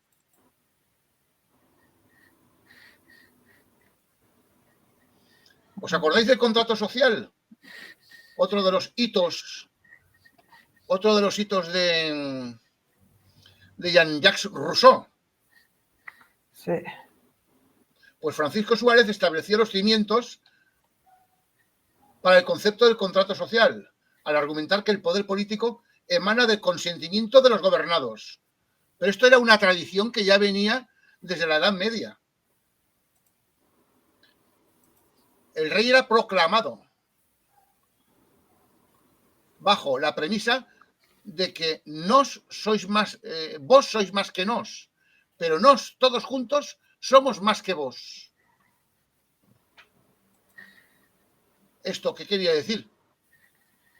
Quería decir que somos nosotros los que te ponemos como rey, muy por encima del concepto de tu derecho divino a reinarnos. Eres tú el que tiene que servirnos a nosotros. Y no tienes derecho a ejercer ninguna tiranía. Tú nos reinarás mientras no te conviertas en un tirano. No sé si me explico. Esto no lo comprendieron en Inglaterra hasta finales del siglo XVII, que le cortaron la cabeza a un rey. Y en Francia hasta finales del siglo XVIII, hasta que le cortaron la cabeza a otro rey. En España no hizo falta cortarle cabezas a ningún rey. Aunque no habría estado mal cortársela a Fernando VII, la verdad. Porque Fernando VII, cuando él mismo había cesado como rey, él había renunciado a seguir siendo rey de España, cierto es que bajo coacción, pues cuando España no tenía rey, promulgó una constitución, la de 1812, que a los 2 años de ser restituido como rey, él la abolió. Y se quedó como rey absoluto. Y ahí empezaron los conflictos en España. Hasta 1820, en que se recuperó esa constitución, y esa recuperación de la constitución fue el detonante, el revulsivo para la inmediata independencia de allá donde tenían control las élites privilegiadas, que es Nueva España y Nueva Granada. ¿Qué quiero decir? Que nuestros sistemas educativos y los medios de comunicación de los países hispanos le están haciendo un flaco favor a los hispanos de ambos hemisferios, destruyendo su propia autoestima, vendiéndoles la mercancía de que somos un pueblo víctima, que fuimos tiranizados por los españoles por 300 años, que simplemente vinieron aquí a robar, a saquear, a matar y a violar. Ya está. Le sacas de ahí y no tienen otro discurso. Pero realmente en los programas educativos hablan de antes del periodo hispánico y en 2 hojas pasan el periodo hispánico al poshispánico. Y no dicen nada. Solo dicen que fuimos víctimas por 300 años de robo, genocidio, saqueo por unos bárbaros que vinieron a llevarse el oro. Eso es en síntesis lo que le enseñan en todos los colegios a todos los niños de Hispanoamérica y de Norteamérica. Por eso pasa que cuando hay un conflicto social en Estados Unidos, no tiran las estatuas de sus propios criminales. Van a tirar estatuas de Colón y las estatuas de Fray Junípero Serra. Para el general Custer no le tumban la estatua. No sé si me explico. Entonces yo lo que quisiera es que lo que os rogaría, que dentro de vuestra labor docente, que influyáis a vuestros compañeros a plantear una historia que no destruya la autoestima de los hispanos, que no les haga sentirse los acomplejados que tienen que someterse a los ingleses, a los anglosajones, porque es que son mejores. Porque ellos vivían en un entorno de justicia mientras nosotros éramos unos oprimidos. Esa mercancía ideológica que se imparte en todos los colegios y universidades de América realmente es veneno para la mente de los hispanos. Es un veneno que lo que hace es acomplejarlos. destruir su autoestima y su amor propio. Y sentirse víctimas. Con el victimismo se explota la demagogia. Y con la demagogia siempre sale el salvador. Como eres tan pobre y eres tan víctima, tranquilo que vengo yo y te salvo. Y a esos españoles malos ya les exigiremos perdones, que nos pidan perdón. De momento el Papa que tenemos ya ha pedido perdón. El día que España lo haga, igual me quito el carnet de español. Porque España solo puede estar orgullosa. No hay país en Europa que haya sido tan creador de prósperas civilizaciones. Los demás países de Europa se han limitado a cometer genocidios y a saquear económicamente allá donde han estado. Por donde pasaron franceses e ingleses no han dejado ninguna riqueza, ni siquiera un buen recuerdo. Y solamente son prósperos los países donde exterminaron a los nativos. ¿Dónde? Australia, Canadá, Nueva Zelanda. Nueva Zelanda aún exterminaron solo a la mitad. Pero el resto de colonias, la India quedó arrasada, la dejaron arruinada. Y la India era más rica que Europa. Y China también. ¿De China qué dejaron? Convirtieron en drogadictos a todos los anglosajones, a todos los chinos. Y les arrasaron con todas sus riquezas. Y China se ha recuperado ahora hace de 30 años esta parte. Entonces, lo primero que tenemos que recuperar es la autoestima, porque nosotros sí que podemos estar orgullosos de lo que hemos sido. Ese es el mensaje que no le enseñan a la gente ni los medios de comunicación ni las producciones audiovisuales culturales. Véase cine y televisión. Solo victimismo, desgracia, que somos pobres, que somos malos, que somos los narcotraficantes, que somos los que traficamos con niños y que somos los malos de todas las películas. Que el bueno es el héroe americano. Ese es el mensaje que tenemos que combatir, porque mientras nosotros no creamos en nosotros mismos, seguiremos lo que somos, una desgracia de civilización, que podemos aspirar a competir con los países africanos, que es al nivel al que estamos muchos de nosotros, no todos. Es una vergüenza que un país como México, que es 3 veces España en territorio, que es 3 veces España en población, que tiene infinidad de recursos naturales, tenga un Producto Interior Bruto similar al de España, que no tiene nada de eso. El Producto Interior Bruto de España es prácticamente como el de México. Un estilo. Así es. Y eso, pues, es una razón más para sentir vergüenza que para estar orgulloso de haberse independizado y somos libres. Entonces, un poquito ese es el mensaje que yo creo que debemos de tratar de irradiar como sea, sobre todo en el colectivo de los docentes, porque los docentes son en parte culpables de enseñar una falsa historia fundamentada en el victimismo. Sí, pero el problema es que es una cuestión de Estado, ¿no? No sé cómo funciona en México, pero en el caso, bueno, hay algo todavía más dramático. Y es que en la América Hispana han venido quitando las cátedras de historia. Las han venido quitando y ahora las van a volver a poner. Pero es una historia donde ni siquiera van a mostrar o muestran la época virreinal. Yo creo que porque no les interesa. Si hacemos un estudio y le preguntamos... Es que no les interesa, Julio. Si muestran la época virreinal tal y como fue, tendrán que explicar por qué viven en la miseria ahora. ¿Por qué hay tanta pobreza? ¿Por qué estamos subyugados a la hegemonía y el capricho y la arbitrariedad de lo que le dé la gana al vecino del norte?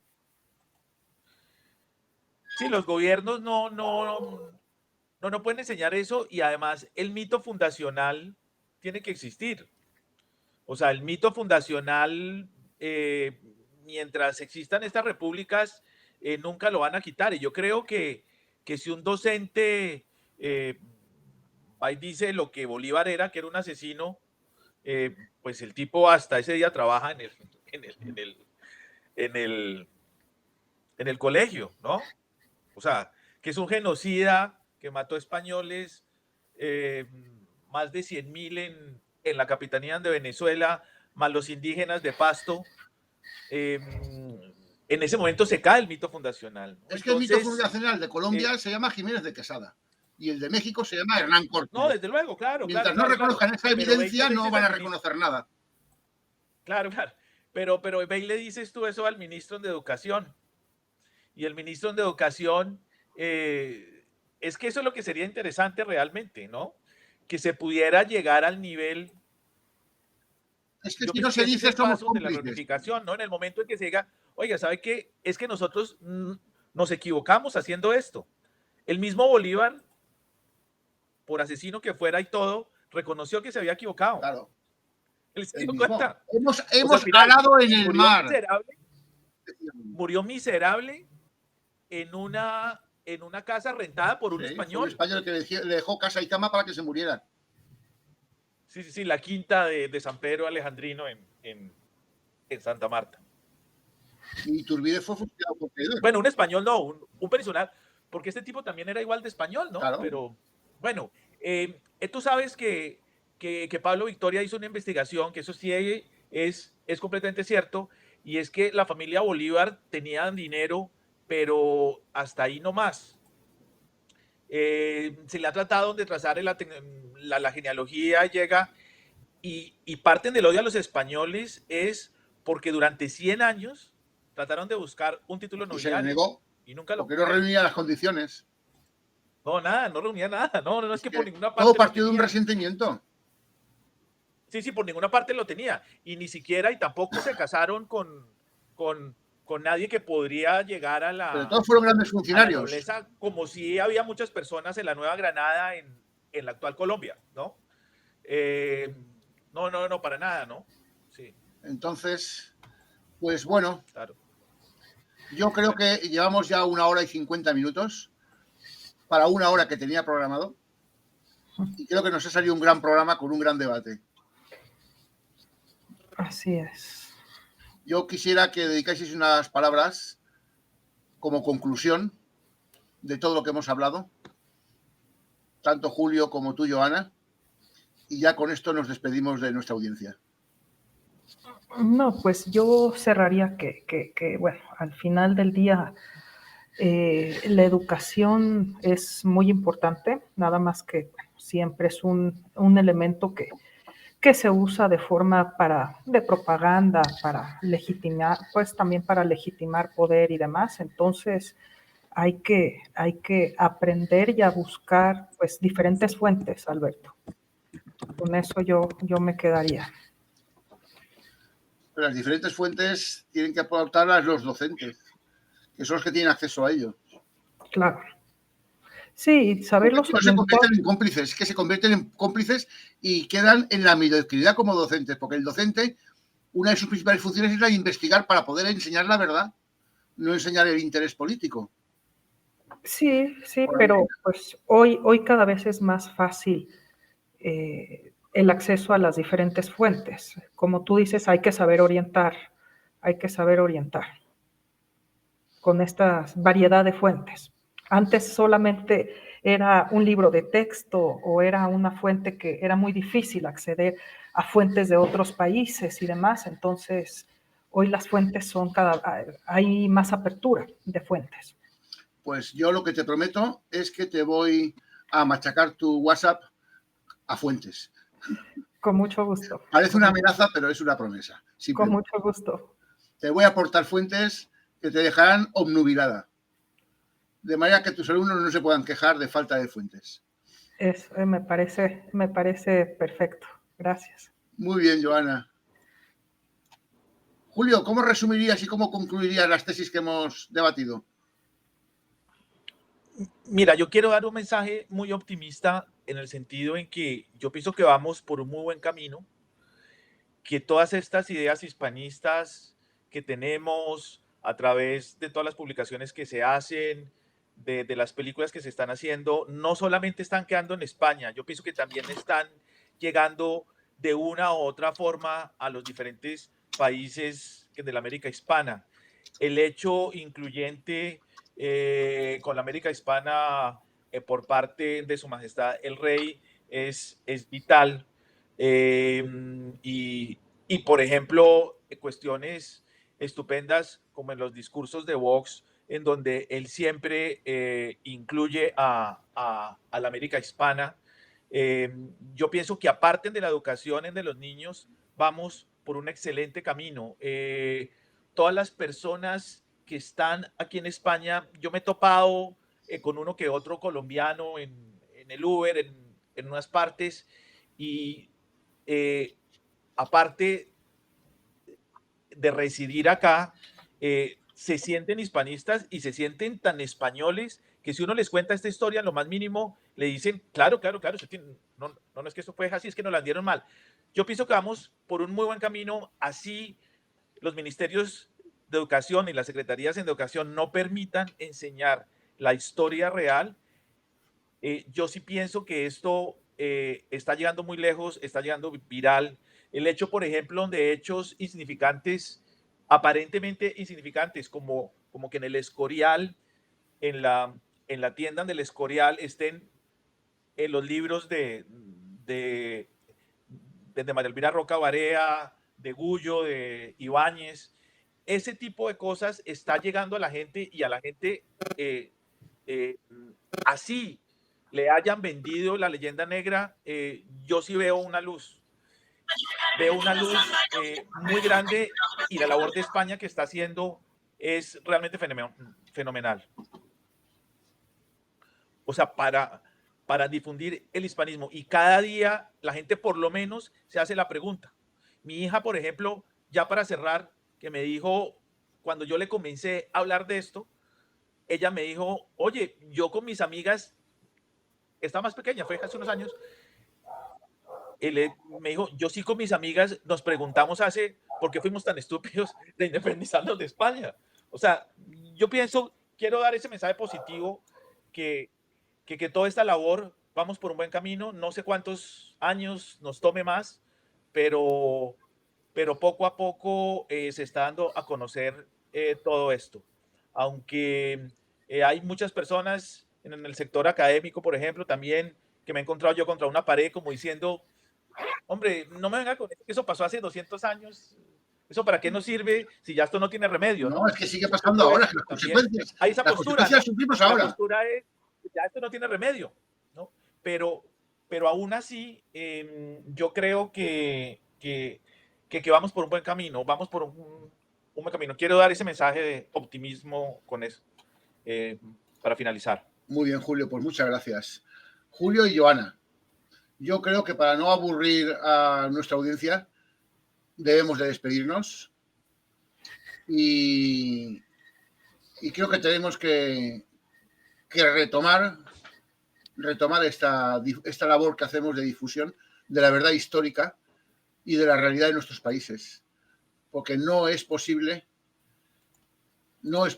que tengamos tan poca influencia en el mundo, que el mundo vaya al capricho de las disputas entre rusos y chinos contra norteamericanos y europeos. No significa que tengamos que aislarnos ni apartarnos del resto del mundo, pero tampoco significa que tengamos que ir al retortero del capricho de otras civilizaciones. Tenemos que tener nuestra propia voz y nuestro propio peso e influencia en el resto del mundo. Y para ello lo primordial es abolir nuestras fronteras, en un principio bajo la premisa económica, y luego unificar instituciones como el Poder Judicial, como una política económica común, como una política exterior común, y la creación de una moneda común que nos posibilite no tener que depender del dólar, porque esa dependencia es alimentar, darle de comer al demonio. Si tú y yo comerciamos con dólares, a quien estamos haciendo gordo y enriqueciendo es a quien nos debilita, precisamente. Si tú y yo comerciamos con nuestra moneda, bajamos nuestros costes, incrementamos la economía de escala, y los problemas de inflación de los norteamericanos los tienen que solucionar ellos, no solucionas tú, porque el valor de la moneda norteamericana es un valor fiduciario que se fundamenta en la fe.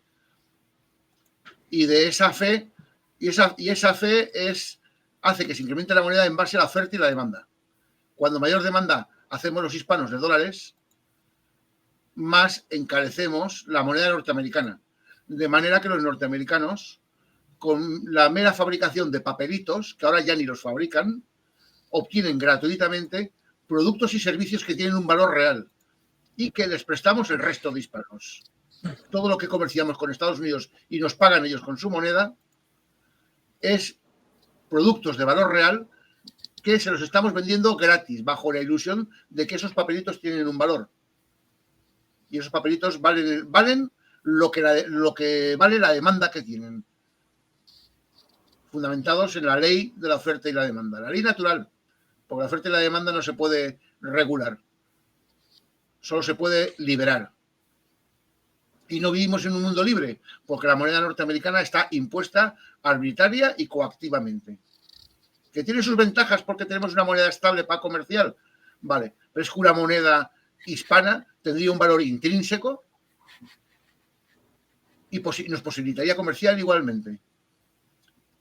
Y comerciaríamos con valores reales, no con el valor que nos imponen otros países. Esto hay gente que no lo encaja en la cabeza, pero es la base fundamental de que los países hispanos recobremos la influencia que nunca debimos de perder en el mundo. El tener una economía común, un mercado único, que nos posibilite tener una moneda única para todos y no estar al retortero de las vicisitudes de otros países. Y con esto, con este rollo que os he soltado, perdonad mi insistencia y si me pongo pesado, me despido de todos los hispanos de ambos hemisferios, deseándoos y pidiéndoos a todos que difundáis nuestro mensaje por todo el mundo. Somos un pueblo único y merecemos estar unidos. Ese sería el mensaje. ¿Por qué? Porque nos beneficiaría a todos, no solo económicamente, sino también moralmente. Porque para que un pueblo sea próspero, también tiene que tener autoestima. Si tú no tienes autoestima, no te levantas todos los días a trabajar para poder sacar a tu familia adelante. Y si tú no te levantas todos los días a trabajar para sacar a tu familia adelante, tampoco sacas adelante a tu país. En fin, un placer haber estado con vosotros, Joana, Julio, Gracias, Alberto. y amenazamos con volver. Hasta pronto, ¿eh?